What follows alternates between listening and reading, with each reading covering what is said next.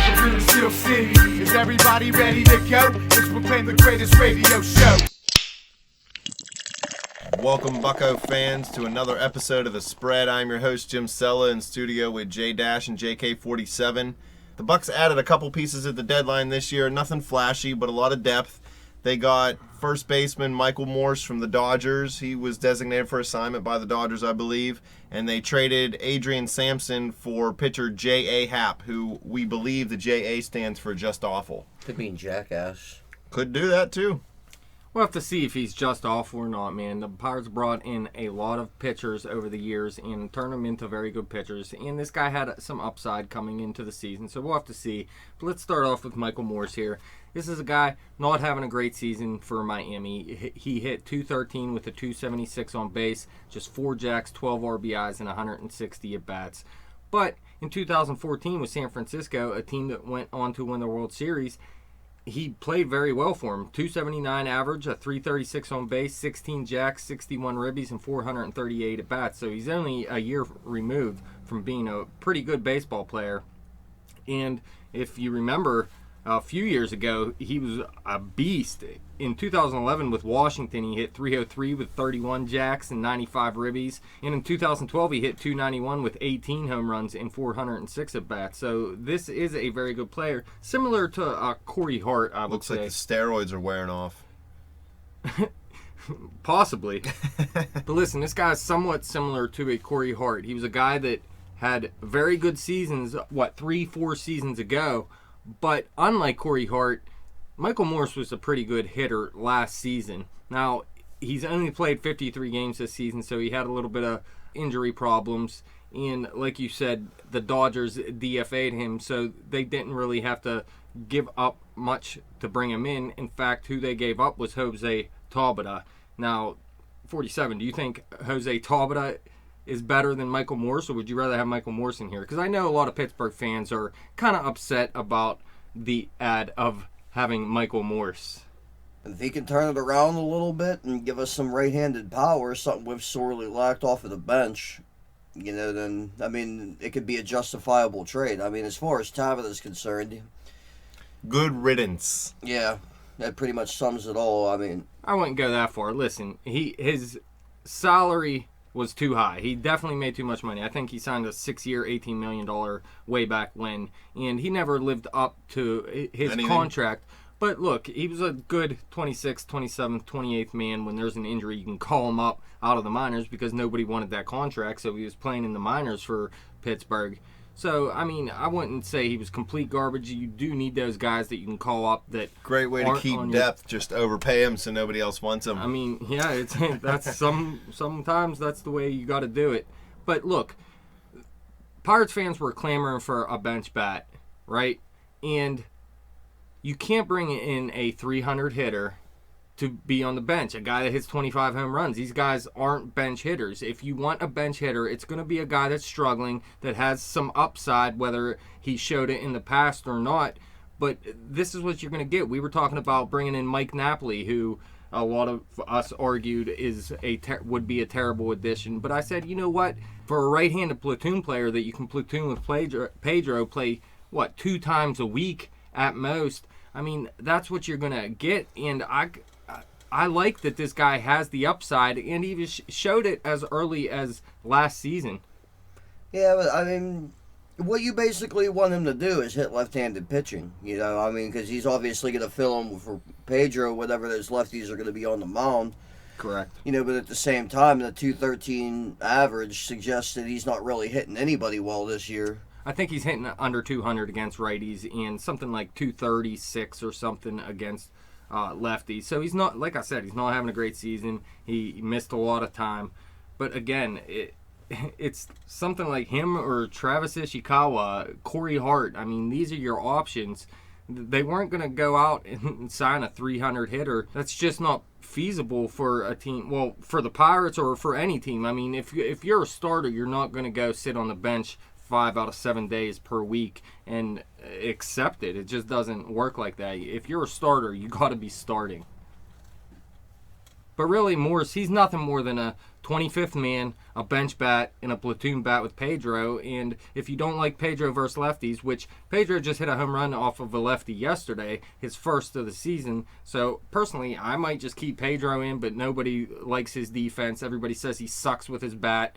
So, I mean, this is what you're going to get. It's an upgrade over Sean Rodriguez at first offensively, but I do want to say this. Michael Morse is not a good defensive player either. I mean, whether you're in the outfield or first base, this guy is not good defensively either. Oh, I'd be hard-pressed to say he's better than Sean Rodriguez this year, even though Rodriguez has been less than stellar. I mean, he's been a little bit more solid than the 12 Oh, yeah. RBI. Sean Rodriguez, I want him on his team. He plays several positions, and he plays great defense.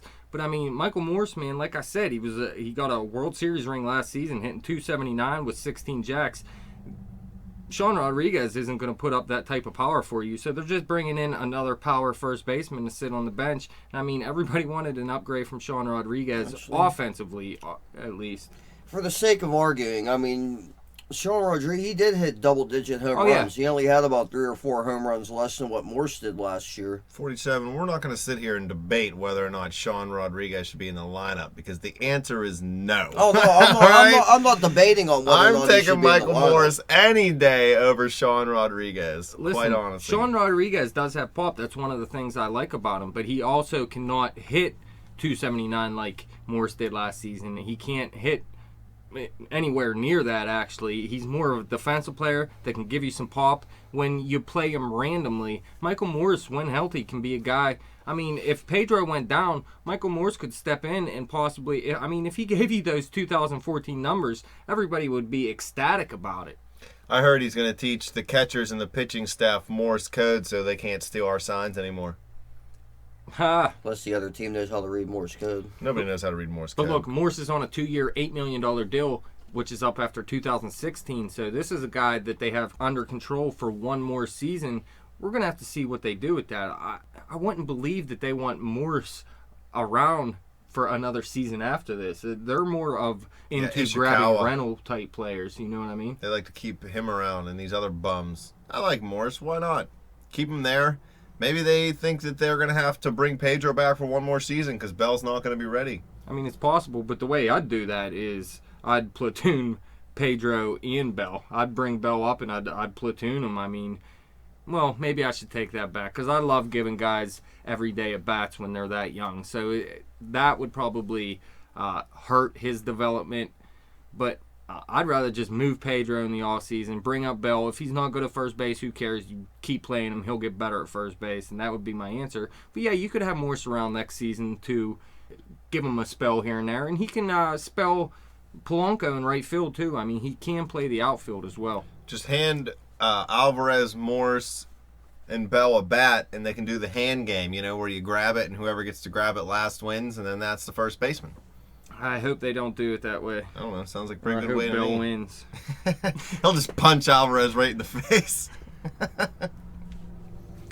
What about the other guy they got, J.A. Happ? They traded Adrian Sampson, a pitcher in the minors that didn't project to be a great top-end starter, but a good back-end or middle-of-the-rotation guy. Yeah, Sampson, I mean, this is a guy I kind of liked. If you look last season, in 2014 in Double-A, he had a great season, a .255 ERA, a 105 WHIP. In 148 innings pitched, he was pretty hard to hit, too. Just 125 hits, just 30 walks. One problem with him is he doesn't have the high strikeout rate, just 99 Ks in 148 innings pitched in 2014 in Double-A. And those type of players, they usually don't end up being top end of the rotation type guys. But I thought this guy could be a good back end of the rotation type piece and even give them some starts this season. And I was talking earlier in the season, they should call this guy up and give him a couple starts and see if he can add some value to this team. But he actually went on a bad stretch for 9 games recently. Now you look this season in AAA, he has a 3.98 ERA. You say that's not that good. Who cares about this guy? He let up 137 hits in 124.1 innings. That's not great. Although his walk rate was down very nice. And like I said, he doesn't have the high strikeout rate, just 95 Ks in 124.1 innings pitched this year. But if you look, before this 9-game stretch, he had a 2.69 ERA going into his June 12th start where he let up 8 earned runs in 1.2 innings pitched. So that really inflated his ERA. And really, in his 9-game stretch, he had 3 good starts anyways, letting up 1 earned run in 7 innings pitched, 0 earned runs in 7 innings pitched, and 1 earned run in 6 innings pitched. And really, take out this 9-game stretch, though, and this guy had a really good season, and I think he can provide some value for Seattle down the line. All he's got to do is get a hold of Tom Brady if he wants to deflate his ERA. Please believe. So in the end, I think Seattle got a pretty good pitcher, but that's the price you got to pay sometimes to bring in immediate help. And I'm not saying J.A. Happ is definite immediate help, although we did find out A.J. Burnett just went on the DL, so that could be a reason why they brought this guy in. They had to make a quick move. And they were probably more comfortable with Happ starting right now than Sampson, considering Sampson's a young guy. Yeah, I mean, you could look at it like that, but they also brought in Blanton, so if they called up Sampson and he struggled, you could throw Blanton in the rotation for a start or two, and hopefully Burnett comes back. But I don't know if that's why they brought in Happ or not. I mean, this guy wasn't really that great this season. A lot of people coming into the season said he was going to have a good season. He didn't live up to those expectations, pitching to just a 4.64 ERA, 108.2 innings pitched. He allowed 121 hits. 32 walks isn't terrible, but his strikeout rate is down. And his last start in Minnesota was terrible. 3.1 innings pitched, 9 hits, 6 earned runs, 3 jacks to just 2 Ks. But I'll give him some credit. It was coming off just 3 days rest for some reason. They used him in relief 3 days prior and then start him 3 days later. That's just bad management, if you ask me. But in that relief outing, he went a perfect inning, had 2 Ks. This guy does have some high upside and has some dominating stuff, and I think it plays up in the bullpen. And I thought when they brought this guy in, you know what, that's it for Bastardo. Replace him, lefty arm, in the bullpen, and this guy can give you some good innings out of the bullpen, but as a starter, man, it's scary having just the 2 top-end starters and then the back end of the rotation. I mean, you just got to hope. What happened to all that pitching depth we supposedly had? They trade one of them in Adrian Sampson, obviously. Casey Sadler's down there still. I mean, there is depth, but that's what depth is. Depth isn't a bunch of aces. It's just depth, you know what I mean? Every time I got 4 aces, I'm winning in poker, so that's what I'm trying to do. And the Dodgers have 4 aces. And a couple kings, the bastards.